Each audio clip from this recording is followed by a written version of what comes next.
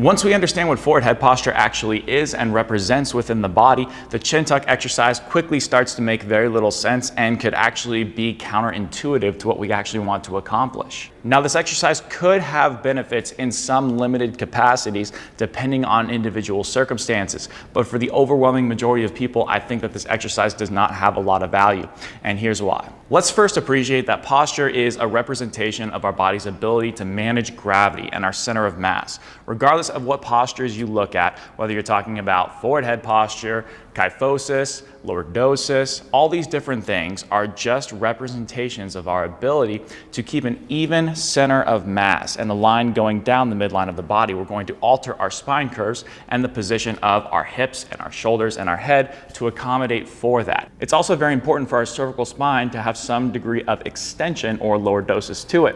That allows us to have this S-shaped curve of our spine where we have lordosis and extension of our low back, a little bit of flexion and kyphosis of our upper back to lordosis here in the cervical spine. So this allows our airway to remain open and so we can breathe. If you try to push your chin back like this, it's very hard to breathe naturally in this position because you're closing off your airway. And if you push your head too far forward, it's also harder to breathe in this position because your airway is going to be restricted. However, if I have a position where my ribs are internally rotated or I can't breathe as well as I want to in a resting state, then what I can do is I can push my head slightly forward over time, and that is going to help me open up my airway a little bit. Now, if I have kyphosis and rounded forward shoulders, you can see how that's going to push my head more forward. But what is this actually? Well, if my ribs are internally rotated and I have these ribs pulled down into this position, this is a position of exhalation because when we exhale, the ribs need to internally rotate. When we inhale, the ribs need to externally rotate. And our diaphragm should help accommodate that action of inhalation and external rotation of the ribs. However, if I have a position where my ribs are internally rotated or I have a limited ability to take a breath in during normal resting inhalation, then I am going to need to create a strategy to seek inhalation and the ability to actually breathe, which is obviously very necessary for survival. So what I'll end up doing is I'll push my head forward, and that's going to allow me to take a bigger breath of air in, because what this also does is it helps me get the muscles on the front side of my neck, which normally are secondary assistance muscles of inhalation, such as your scalenes and SCM muscles, which attach more on the front side of the neck. If I push my head forward, not only does that open up my airway, it allows these muscles to gain leverage to create inhalation, which shouldn't be their main job. That should be the diaphragm's job. When the diaphragm is in a compromised position, then these muscles like to work in overdrive.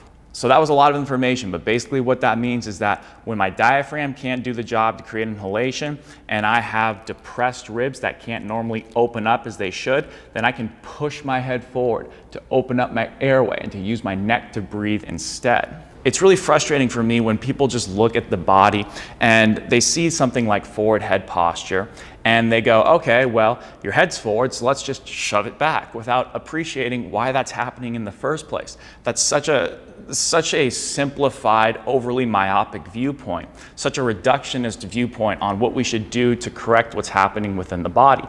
But it's not necessarily just as simple as pushing our head back.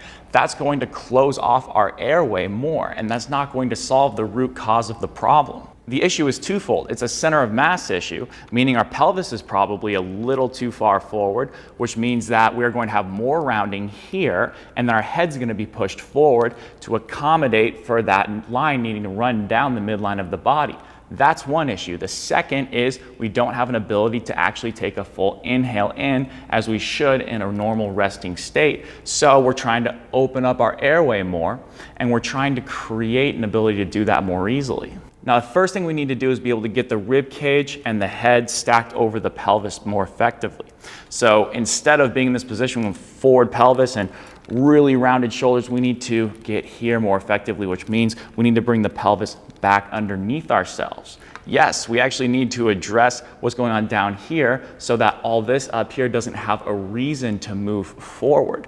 So here's an exercise you can do to bring the pelvis back underneath yourself and also train better respiration through rib cage movement and the diaphragm.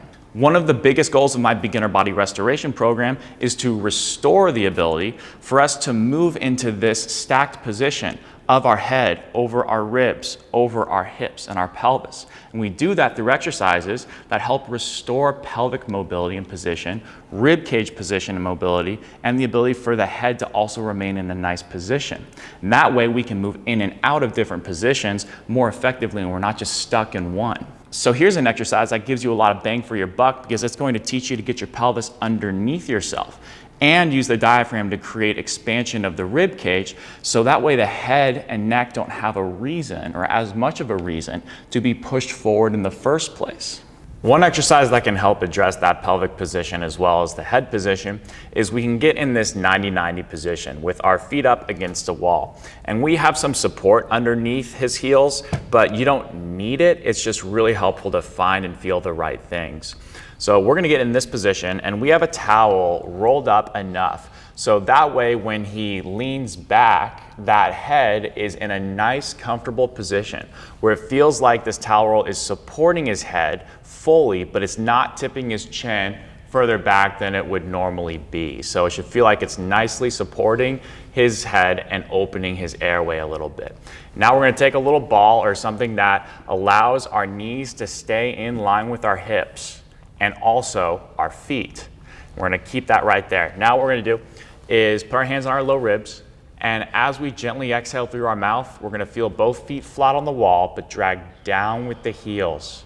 And our low back is gonna stay on the ground, but our tailbone and pelvis is gonna come slightly off. We're gonna feel hamstrings on both sides. Then we're just gonna sit here, breathe in through our nose, out through our mouth. It's a nice long sighing exhale for 8 to 10 seconds. You're gonna feel a little side abs engage. Then inhale through the nose silently. We should not hear you inhale for about 5 seconds. Keep going through that for about 5 to 8 breaths. So now let's talk about what's happening within the neck itself. So we want to get this cervical spine lordosis to a healthy degree, but not so much to where we're shoving our head forward like this. So we want to open up these ribs right here, which will take stress off of the neck because the scalenes and the SCMs attach on the collarbone and these first ribs right here to help try to elevate the rib cage to open it up. So we want that to happen without needing the neck to do it for us. So here's an exercise you can do that will put the head in a good position and pattern better respiration without needing to shove the head forward. To do this, you can get in this low crab position right here with our knees bent a little bit, our feet flat and in line with our knees and our hips. And what we're gonna do is get our head supported on a wall. So that way we have no tension whatsoever in our neck. Remember, we need to keep the airway open. So it should feel like your head is supported and relaxed, but it's not too far back and it's not too far forward. It should feel like you're easily able to talk and breathe in that position. Now, with our forearms flat on the ground, we're going to gently push into the ground, which is going to push our chest up, but that should not be the same thing as the ribs flaring up. If that happens, your low back is gonna move. We don't want that to happen. Our sternum is just gonna come up as we gently push, and our shoulder blades will come slightly together. So make sure your ribs aren't flaring. There's a difference. Now we're gonna exhale through our mouth, nice and relaxed. Get the air out, get the air out. You're gonna feel a little bit of side abs at the end of that 8 to 10 second soft exhale. Hold that and gently inhale through the nose. Silent inhale, should not hear you inhale. For about 5 seconds, you're gonna feel all this open up. It should feel pretty good. If you wanna get your lower body involved in this too, to get that pelvis to come underneath you a little bit more, then what you can do is grab a couple of dumbbells or something about this length and then put them up against your butt and also your heels. Keep your whole foot flat, but gently drag your heels towards your butt, which is gonna give you your hamstrings on both sides. I would recommend starting with these exercises for about 2 sets of 5 to 10 breath cycles in both the morning and the evening. If you want more information on this sort of issue, I will link exercises at the very end slide of this video coming up right now.